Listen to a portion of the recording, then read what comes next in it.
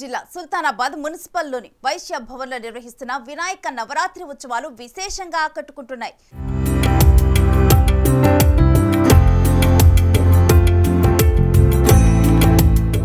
శుక్రవారం మహాగణపతికి 9,99,999 రూపాయల నోట్లతో అలంకరించారు వైశ్య సంఘ ప్రతినిధులు.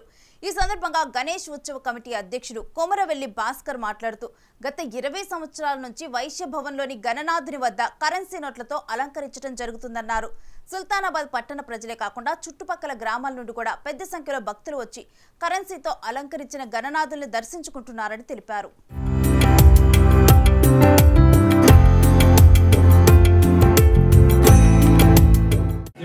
गणेश महाराज की जय वासाई माता की जय సుల్తానాబాద్ ఆర్యవైశ్య భవన్లో గత 20 సంవత్సరాలుగా గణేశుడి వద్ద 9,99,990 రూపాయలతో గణేశుడిని అలంకరించడం జరుగుతుంది.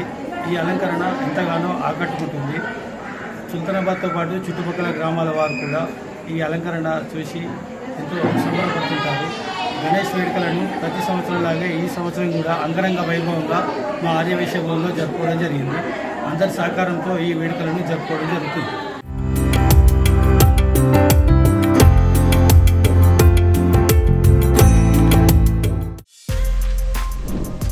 For more videos like this, subscribe Big TV channel.